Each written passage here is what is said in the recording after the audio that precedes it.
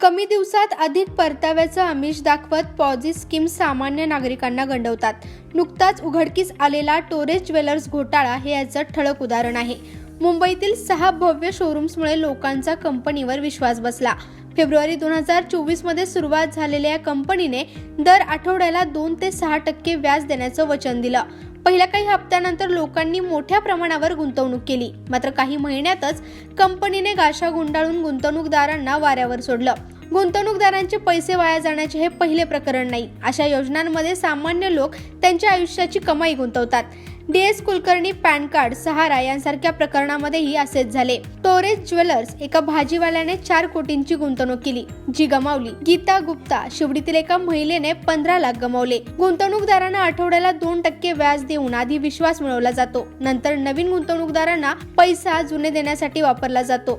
एकदा नवीन ग्राहक कमी झाले की चेन कोसळते. सेबीचे नियम अकार्यक्षम. 2008 मध्ये सेबीच्या कायद्यानुसार सामुदायिक गुंतवणूक योजना नियंत्रित करण्याचे प्रयत्न झाले. तरीही 600हून अधिक कंपन्या गाशा गुंडाळून पळाल्या. आर्थिक गुन्हे शाखेचा प्रभाव कमी. आरोपींना अटक होते, पण त्यांना लवकरच जामीन मिळतो. जप्त मालमत्ताही अपुरी असल्याने बुडालेली रक्कम वसूल होत नाही. आर्थिक साक्षरतेचा अभाव. फक्त अशिक्षितच नाही तर सुशिक्षित लोकही अधिक परताव्याच्या आमिषाला बळी पडतात. पॉझी स्कीमचा इतिहास. 1882 मध्ये इटलीत चार्ल्स पॉझीने कमी वेळात जास्त परताव्याचं आमिष दाखवून पहिला घोटाळा केला. त्यामुळे अशा योजनांना पॉझी स्कीम्स म्हटलं जातं. भारतातही शेरेगर घोटाळा, संचयिनी, कल्पवृक्ष अशा अनेक योजनांनी लोकांची फसवणूक केली आहे. टोरेज ज्वेलर्सने 4 योजनांचा वापर केला. 1. सोन्यात गुंतवणूक, आठवड्याला 2% व्याज.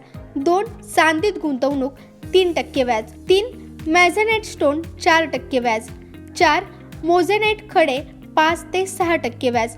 शोरूम्स आणि वेळेवर परतावा यामुळे लोकांचा कंपनीवर विश्वास बसला.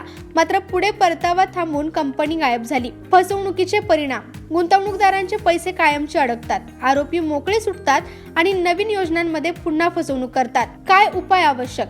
कठोर कायदे आणि त्यांची प्रभावी अंमलबजावणी. आर्थिक साक्षरता मोहीम. गुंतवणुकीसाठी अधिकृत योजनांचा सल्ला. टोरेज ज्वेलर्स घोटाळा आणि अशा पॉझी स्कीम्स लोकांच्या आर्थिक अज्ञानाचा फायदा घेतात. प्रभावी कायदे आणि आर्थिक साक्षरतेचा प्रचार हाच यावर उपाय ठरू शकतो. अन्यथा सामान्य गुंतवणूकदार अशाच योजनांचा बळी ठरत राहील.